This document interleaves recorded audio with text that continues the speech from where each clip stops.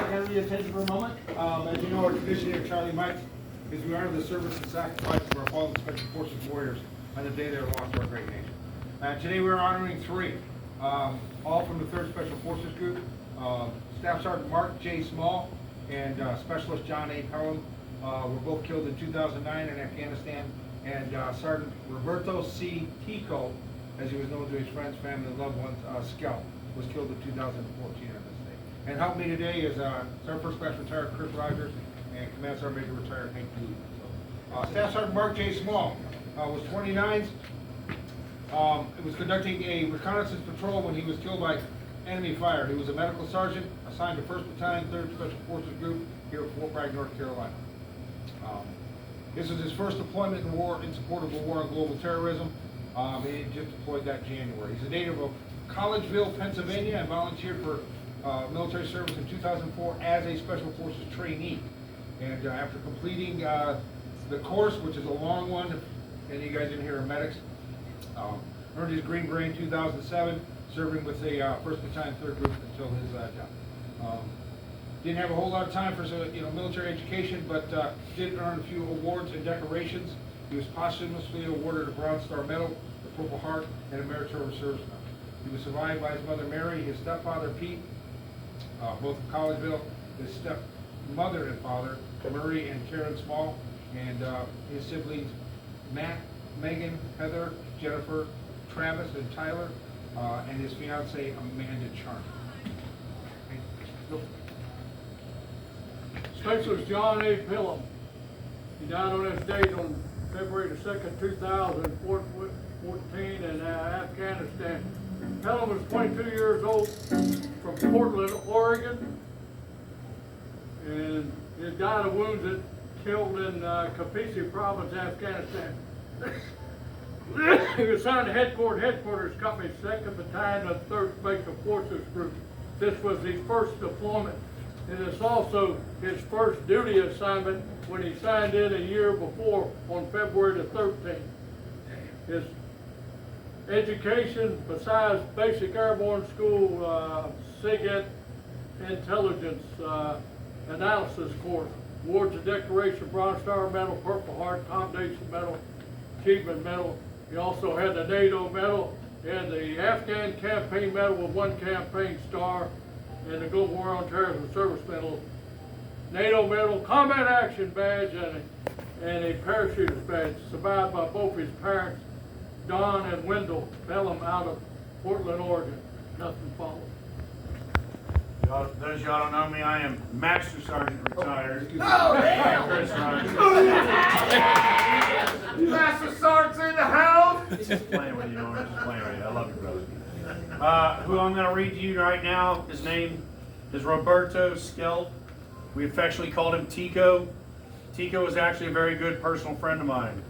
So I was Tico's instructor when he went through the Q course. I was one of his SEER instructors.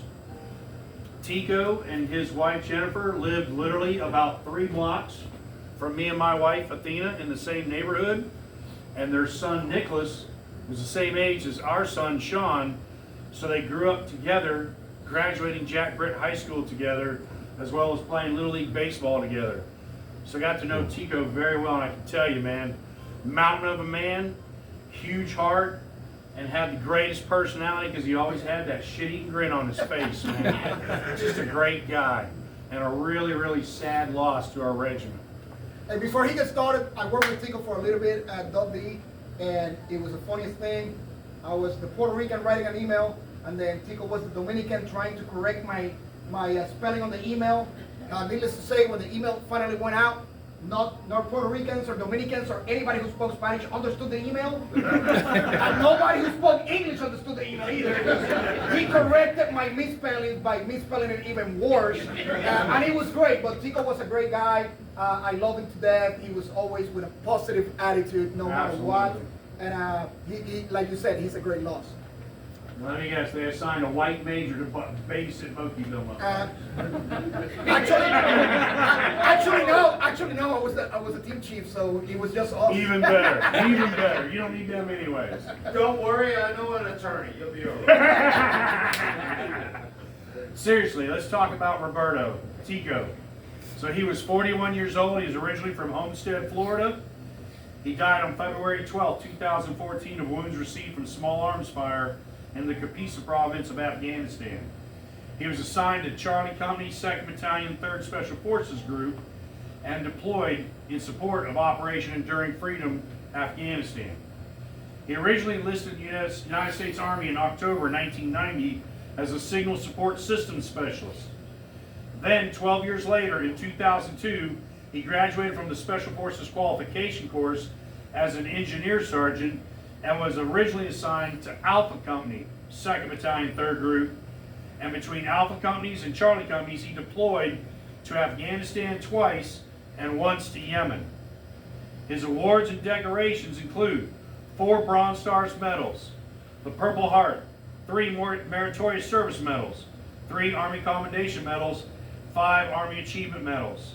He is also awarded the the Afghanistan Campaign Medal with 3 campaign stars, the Global War on Terrorism Expeditionary Medal, the Global War on Terrorism Service Medal. He's also earned the Special Forces Tab, the Combat Infantryman's Badge, and the Parachutist Badge.